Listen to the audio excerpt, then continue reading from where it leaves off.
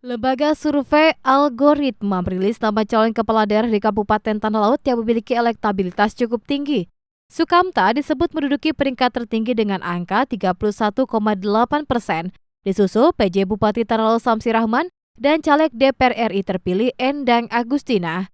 Direktur Riset dan Program Lembaga Riset dan Konsultasi Politik, Algoritmanya Fajar Nusaid menyebut, masyarakat masih mendambakan Bupati Tanah Laut 2018-2023 Sukamta untuk kembali memimpin Tanah Laut. Hal itu lantaran berdasarkan hasil survei, tingkat kepuasan masyarakat terhadap kinerja pemerintahan kabupaten dalam 5 tahun terakhir cukup tinggi. Ya, pertama, publik masih menimbang bahwa kinerja pemerintah daerah itu menjadi faktor yang penting untuk mereka memilih.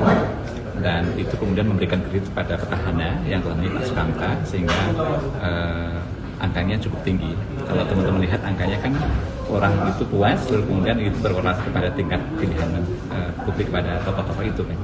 Sebenarnya nggak puas pemilih yang lain. Itu yang menjadikan faktor itu cukup tinggi. Sementara itu dari sekian banyak nama yang mencuat dalam survei Algoritma, hanya ada satu pasang bakal calon bupati dan wakil bupati Tanah Laut yang sudah mendeklarasikan diri untuk maju, yakni Rahmat Rianto dan Muhammad Zazuli, berbekal dukungan dari 5 partai politik. Namun demikian, dosen Politeknik Negeri Tanah Laut mengatakan, kondisi perpolitikan di Tanah Laut masih sangat dinamis, dengan artian 3 parpol yang tersisa tak menutup kemungkinan mengarahkan dukungannya kepada salah satu nama yang memiliki elektabilitas cukup tinggi di Tanah Laut itu. Dinamis ya, jadi artinya bisa jadi di detik-detik terakhir nama-nama yang surveinya tinggi ini nanti juga akan diusung oleh partai sisa yang ada 3 partai itu. Artinya memang politik adalah sesuatu yang tidak ada kepastian, artinya belum hari H, maka ini akan sangat dinamis sekali. Bisa jadi di detik terakhir nama-nama baru akan muncul atau nama yang popularitas tinggi, elektabilitas tinggi juga akan dimunculkan. Kita masih belum tahu karena harus menunggu sampai hari H. Kondisi pekerjaan masyarakat itu berbeda-beda.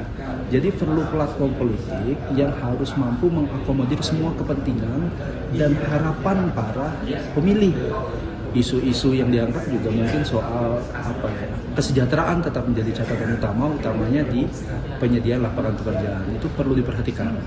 Yang kedua, kita perlu partai dan kandidat perlu membranding pesan-pesan politik atau kampanye politik itu yang mudah, ngena dan langsung berdampak.